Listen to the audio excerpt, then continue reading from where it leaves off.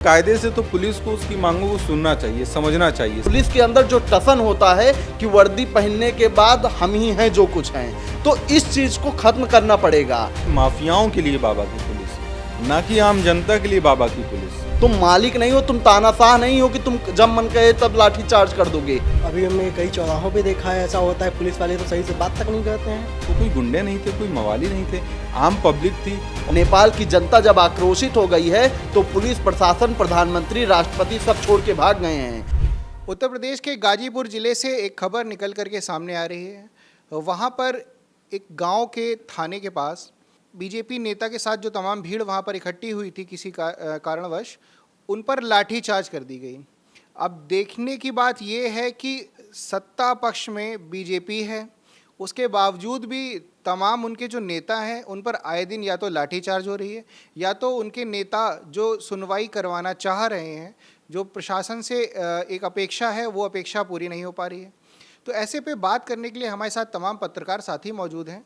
अब देखेंगे कि इस पर पुलिस ने क्या कार्रवाई की है और कारण क्या था इसके पीछे, क्या पुलिस निष्पक्ष होकर के कार्रवाई कर रही है, लाठीचार्ज होने के पीछे की वजह क्या थी। तो पहला सवाल लेंगे हम आनंद जी से। तो आनंद जी, जैसा कि अभी आपने वीडियो देखा होगा, आपने वो गाजीपुर का एक गांव है, वहाँ पर बीजेपी के कुछ जो नेता थे वो धरने पर बैठे हुए थे किसी कारणवश, तो उन पर पुलिस ने लाठीचार्ज कर दिया है।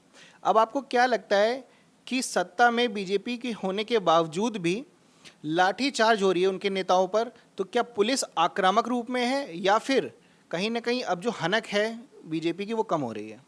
देखिए, जो ये विवाद शुरू हुआ जहाँ से, जिसमें एक पक्ष के खेतों में खंभा लगा हुआ था बिजली का, और जो दूसरा पक्ष है वो तार लेके जा रहा था पोल, और वो उस पक्ष के खेतों के ऊपर से तार होके गुजर रहा था, जिस पे उन्होंने आपत्ति दर्ज कराई कि हमारे खेत के ऊपर से आप तार लेकर नहीं जा सकते हैं।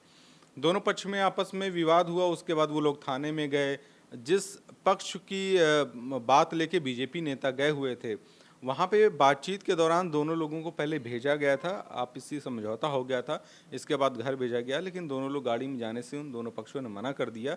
बीजेपी के नेता जिस पक्ष की लेके बात कर रहे थे, तो वो धरने पे बैठ गए। अब देखिए, इसमें बात ये है कि जब कोई धरने पे बैठ गया, मान लीजिए वो उस बात से संतुष्ट नहीं है, वो अपनी बात अभी रखना चाह रहा है या कोई और मांग कर रहा है, तो कायदे से तो पुलिस को उसकी मांगों को सुनना चाहिए, समझना चाहिए, संतुष्ट उस पूरे मामले का सही तरीके से निपटारा कराने की ज़रूरत है, ना कि जो आपसे मांगे, जो करने आया उसी के ऊपर आप लाठी चार्ज कर दें।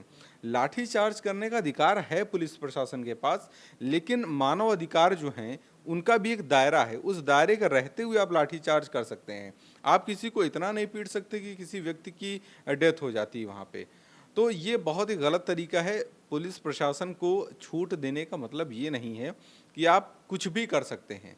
एक जो पुलिस की छवि है पिछले कुछ वर्षों में, पुलिस का काम है जनता की सुरक्षा करना, जनता की जो समस्याएं उनका निपटारा करना। लेकिन पिछले कुछ वर्षों में पुलिस की छवि ऐसी बन गई है कि रास्ते में अगर कोई पुलिस वाला दिख जाता है तो एक डर का माहौल बनता है। और उत्तर प्रदेश के पूर्व डीजीपी ने हमारे यहाँ इसी चैनल पर पॉडकास्ट के माध्यम से कहा था कि पुलिस प्रशासन को अपनी ये छवि सुधारने की बहुत ज़रूरत है। तो ये बहुत ही निंदनीय घटना है, और ऐसा नहीं है कि कोई एक घटना है। आप देखिए कि अभी कुछ महीनों के भीतर ही बीजेपी के कई नेताओं के साथ इस तरीके की मारपीट की गई है। गलत तरीके की कोई मारपीट होती है वो समझ में आता है, लेकिन आप इस तरीके की मारपीट कर रहे हैं कि किसी व्यक्ति की जान ही चली जा रही है, तो ये बहुत गलत विषय है। जी बिल्कुल, आपको बता दें कि मारपीट के दौरान एक व्यक्ति की जान भी चली गई है। अब ऐसे में एक बार अमन जी हमारे साथ हैं, अमन जी से सवाल लेंगे। अमन जी, एक चीज़ बताइए कि जैसा अभी बताया आनंद जी ने कि इस तरह से नहीं मारना चाहिए कि किसी की जान चली जाए। दूसरी चीज़ ये है कि मारपीट का जो मामला है पुलिस के द्वारा, वो पिछले कुछ समय में बढ़ गया है। अच्छा, जैसे कि आपने अभी रायबरेली वाला भी मामला देखा था, वहाँ पे राहुल गांधी का विरोध प्रदर्शन हुआ था। अब सबसे बड़ा सवाल ये उठता है कि सत्ता में होने के बावजूद भी विरोध प्रदर्शन करने की ज़रूरत पड़ रही है। वैसा ही एक मामला ये भी है, कहीं ना कहीं विरोध करने के लिए वो वहाँ पर उपस्थित है। तो ये विरोध की स्थिति क्यों उत्पन्न हो रही है, मैं ये समझने की कोशिश कर रहा हूँ। देखिए, जब लोगों को समस्याएं होती हैं और उन समस्याओं की सुनवाई नहीं होती है तो विरोध प्रदर्शन होते हैं। जैसे मेरी बातों को कोई नहीं सुन रहा है, कोई अधिकारी नहीं सुन रहा है, तो मेरी ये जिम्मेदारी है और मेरा ये हक भी है कि मैं उस अधिकारी के खिलाफ शिकायत करूंगा या उस अधिकारी के खिलाफ प्रदर्शन पे बैठूंगा। वही उस गांव के लोगों ने किया, उस नेता ने भी किया जिसकी पुलिस के लाठीचार्ज के दौरान मौत हो गई।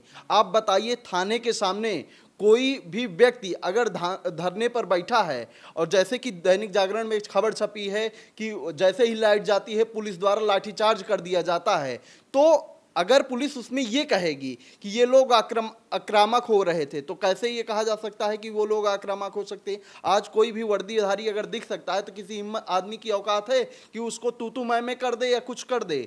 तो ये चीज़ें नहीं होती हैं। हाँ, पुलिस के अंदर जो टसन होता है कि वर्दी पहनने के बाद हम ही हैं जो कुछ हैं, तो इस चीज़ को ख़त्म करना पड़ेगा। नहीं तो इस तरीके से अगर चीज़ें सामने आएंगी तो वही हाल होगा जो आज नेपाल में हुआ है। नेपाल की जनता जब आक्रोशित हो गई है तो पुलिस प्रशासन, प्रधानमंत्री, राष्ट्रपति सब छोड़ के भाग गए हैं। तो जनता को, और सबसे बड़ी चीज़ ये है कि तमाम जो सरकार में बैठे वो मंत्री हैं, नेता हैं, वो बार बार इस चीज़ को दोहरा रहे हैं कि सरकार में जो अधिकारी हैं, जो नौकर हैं सरकार के, वो कहीं ना कहीं से अपने आप को तानाशाह दिखाने की कोशिश कर रहे हैं। इनको समझना होगा कि तुम नौकर हो जनता के, तुम उनकी नौकरी करने के लिए वहां पर बैठे हो, तुम मालिक नहीं हो, तुम तानाशाह नहीं हो कि तुम जब मन कहे तब लाठी चार्ज कर दोगे। गांव में कोई माफिया या गुंडा नहीं बैठा था कि आप उसके ऊपर रात में लाठी चार्ज करते, और लाठी चार्ज इतनी हुई कि उसकी मौत हो गई।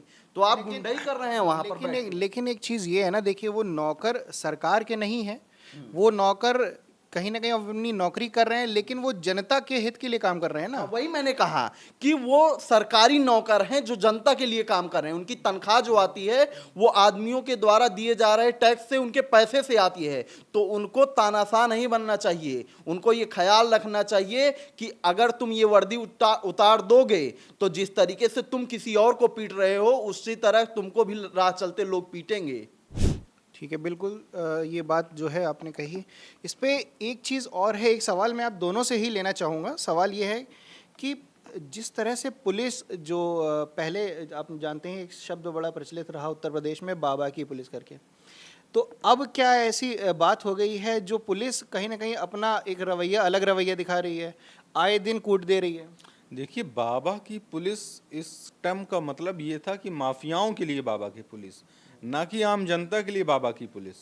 बाबा की पुलिस का मतलब ये कि जो माफिया हैं, जो गुंडे हैं, उनके खिलाफ यूपी की पुलिस इस तरीके की कार्रवाई करेगी कि वो प्रदेश छोड़कर चले जाएं। अच्छा, लेकिन एक चीज़ ये भी है ना कि जो विवाद रहा बिजली वाला, जिसके चलते वहाँ पर बैठे हुए थे नेताजी, तो ऐसे विवाद में पुलिस कितना कुछ कर सकती है? क्योंकि ये मामला तो कहीं ना कहीं बिजली विभाग को देखना चाहिए था। नहीं, ये इसमें पुलिस प्रशासन की कार्रवाई देखिए ये थी कि जो आपसी विवाद है दोनों के बीच को लेके, उस आपसी विवाद को आपसी समझ के साथ उसको निपटा देना चाहिए। अब ऐसा नहीं किसी के खेत हैं तो उसके ऊपर से कुछ जा नहीं सकता है। ये तो एक आपसी व्यवहार का मतलब है। अगर हमारे और आपके टर्म अच्छे हैं तो हम किसी भी तरीके की सहायता करने के लिए तैयार हैं। अगर टर्म अच्छे नहीं है तो हम कुछ भी नुक्स निकालने के लिए तैयार रहते हैं। तो ये वहाँ पे आपसी ये चीज़ विवाद रहा होगा, लेकिन पुलिस प्रशासन का यही तो काम है कि आप बैठाल के दोनों लोगों को इस तरीके से समझाइए कि दोनों पक्ष उसको समझें। लेकिन अगर कोई पक्ष नहीं समझ में आ रहा है, उसको कोई बात नहीं समझ में आ रही है, तो उसका मतलब ये नहीं कि आप तानाशाही कर देंगे। वो कोई गुंडे नहीं थे, कोई मवाली नहीं थे, आम पब्लिक थी। और सिर्फ ऐसा नहीं कि कोई एक नेता आया यहाँ पे किसी बात को भड़काने के लिए, उनके साथ गाँव के 20-25 लोग थे। मतलब कि समस्या थी कोई वहाँ पे, उस समस्या को सुलझाने की जगह वहाँ पे ऐसा उपद्रव किया गया जैसे कि किसी गुंडा माफिया के ऊपर उन्होंने कोई क्राइम कर दिया हो। तो ये चीज़ बहुत गलत है। तो ये अंकुल जी हैं हमारे साथ, एक बार अंकुल जी से भी सवाल लेंगे। अंकुल जी, क्या लगता है आपको कि क्या उत्तर प्रदेश की पुलिस मनबड़ हो चुकी है? सरकार पे देखिए, जब से सरकार आई है तब से बलात्कार हो गया, अपहरण हो गया, और जो भी चीज़ें हैं सारी चीज़ें देखिए बढ़ गई हैं। इसमें कम क्या है? अब पुलिस वाले भी जो अगर भाई खाकी वर्दी पहन लिए तो सब कुछ तो वही हो गया। कहीं भी खड़े हुए हैं, कहीं चौराहे पे कहीं भी देख लेते हैं, तो बस जो भी हैं हम हैं। जैसा अमन भाई ने भी बताया वो सही बोले, ये सही है। क्या आपने कभी ऐसा कोई वाकया आंखों चलते देखा है? राह चलते आपने कभी ऐसा वाकया अपनी आंखों से देखा कोई? कई बार देखा है। अभी हमने कई चौराहों पे देखा है ऐसा होता है, पुलिस वाले तो सही से बात तक नहीं करते हैं। क्या लगता है आपको, आपसे भी वो सवाल लेंगे कि क्या ये बाबा की पुलिस अब ऐसे बदलाव क्यों करी है, लेकिन उससे पहले एक छोटा सा सवाल ये कि पुलिस ने ये जो बर्बरता करी, क्या लगता है आपको कि इसके आदेश किसने दिए होंगे, वहाँ पर कौन? आदेश कोई नहीं देता है। ये लोग जैसे होता है ना कि इनको इतना समझ में आया ही नहीं होगा कि हम इतना लाठी चार्ज कर देंगे और उसकी मौत हो जाएगी। अगर इनको होता और डर होता कानून का या बाबा का तो ये ऐसी हरकत ही नहीं करते। ये लोग मनबड़ हो चुके हैं। हम बता रहे हैं ना कि वर्दी पहनने के बाद लगता है कि जो हैं हम ही हैं। तो ये ख्याल त्याग देना चाहिए। जो है वो जनता है, और जिस दिन जनता अपनी औकात पे आ गई उस दिन वर्दी की वर्दी धरी रह जाएगी, और आप कहाँ चले जाएंगे ये भगवान ही मालिक है। तो अब ऐसा क्या हो गया कि जो कहीं ना कहीं देखा जाए तो जो मंत्री हैं या फिर जो सत्ता में बैठे हैं पक्ष है, उनकी बातें ना सुन करके पुलिस अब अपनी ही तरह से कार्रवाई कर रही है, मनमानी कर रही है? बिल्कुल, बहुत सारे अधिकारी हैं जो मनबड़ हो चुके हैं सरकार में। आप देखे होंगे मंत्री संजय निषाद हैं, उनसे तो मैंने बातचीत भी की। हमने कहा अधिकारी का नाम आप खुल के बताइए, लेकिन सरकार में है इसीलिए वो लोग नाम स्पष्ट रूप से नहीं करते हैं। लेकिन हालांकि वो इशारा करते रहते हैं कि सरकार में बैठे अधिकारी निरंकुश हो गए हैं, सुनते नहीं है, मंत्रियों के नहीं सुनते हैं। और मुख्यमंत्री की तो बात ही छोड़ दीजिए। मुख्यमंत्री से कौन पूछने जाएगा कि माननीय जी आप बताइए कि आपने इस अधिकारी को आदेश दिया था? कोई नहीं पूछने जाएगा। और ये क्रॉस चेक नहीं होता है, इसीलिए अधिकारी जो मर्जी वो करते हैं, बता देंगे कि बाबा हमको बोले थे। अब बाबा से कौन पूछने जाएगा कि बाबा आदेश दिए हैं कि नहीं दिए हैं? तो देखना अब ये है कि गाजीपुर में जो पुलिस ने लाठीचार्ज करी है उसके पीछे किसके निर्देश दिए गए थे और ऐसा क्यों किया गया। जिस व्यक्ति की हत्या हुई है उस हत्या का जिम्मेदार कौन है, अंधेरे में जिस तरह से लाठीचार्ज किया गया उस लाठीचार्ज का जिम्मेदार कौन है। खैर, ये थे तमाम पत्रकार साथी हमारे साथ मौजूद जिन्होंने अपनी अपनी राय बताई। आप अपनी राय हमें कमेंट करके ज़रूर बताएं। मेरा नाम है शुभम, देखते रहिए क्राइम चौक। धन्यवाद। This video is sponsored by Ram Ram Group of Companies, co-sponsored by Nature House and Bhaiya Ji Silver Coated Ilachi.